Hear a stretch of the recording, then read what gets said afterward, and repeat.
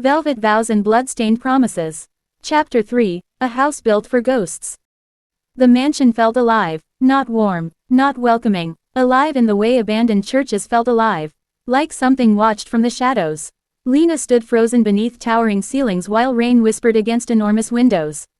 Marble floors reflected soft amber light, and portraits of unsmiling strangers stared down from dark walls. Everything looked expensive, untouchable, cold, a prison disguised as luxury.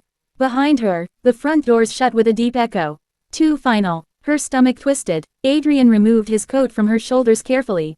You'll be staying upstairs. Her eyes widened. Staying. He looked at her evenly. You witnessed something dangerous. That doesn't explain kidnapping. No, he said quietly. It explains survival. The words landed harder than she wanted them to. He moved through the hall, every step calm and controlled. People noticed him immediately. Men standing near doorways straightened. Staff lowered their eyes. Nobody smiled. Nobody questioned. Fear moved through this house like invisible smoke. Adrian noticed her hesitation and slowed.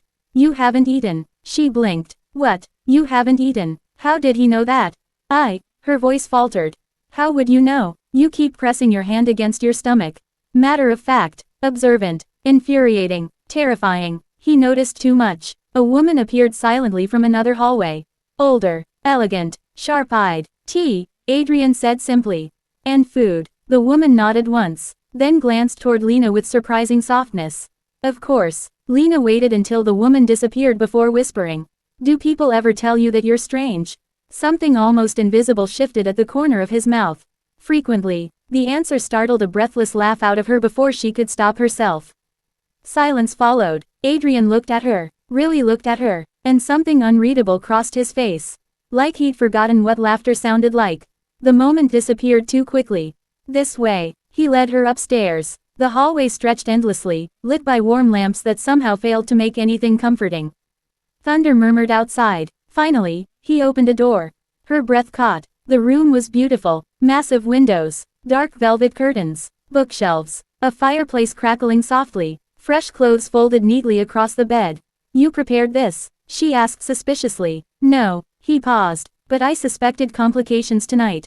That sentence somehow frightened her more. Complications. As though witnessing violence had become an ordinary scheduling issue. She turned sharply. You still haven't explained anything. For the first time all night.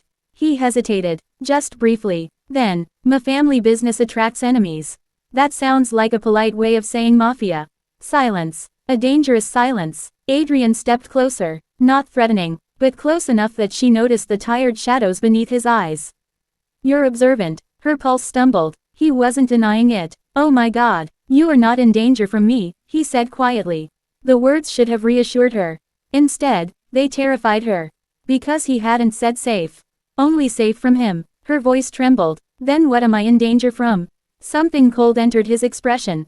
Something heavy, old. The people who now know you saw something. A knock interrupted them. The older woman returned with tea, soup, bread, and something warm that smelled comforting enough to hurt. The room softened briefly. Adrian stood aside while the tray was set down. You should eat, he said. Lena crossed her arms. I'm not hungry. A lie. A very obvious lie. His eyes narrowed slightly. You're stubborn. You kidnapped me. Fair. Again, that impossible hint of almost humor. As if somewhere beneath the storm, someone quieter existed. Someone buried. The older woman finally left. Silence settled again. Lena sat cautiously near the fireplace, too exhausted to keep standing. After a moment, Adrian moved toward the door. Relief rushed through her, then paused when he stopped. Without turning around, he said quietly. The lock works from the inside. She frowned. What? You can lock it. Now he looked at her. Something weary moved through his expression. No one enters unless you allow it. The words landed strangely, heavy, protective, as if this mattered to him. As if she mattered, which made no sense at all. His hand rested briefly against the doorframe. Then, softer. You looked terrified in the car. Her throat tightened unexpectedly. I was terrified. Something flickered in his face. Regret, pain, gone too fast to understand. I know. A pause. Long, quiet. Then, for what it's worth, he said, voice lower now, almost careful, I'm trying not to make tonight worse. And for some reason, that nearly broke her heart. Because for the first time, the terrifying man looked lonely.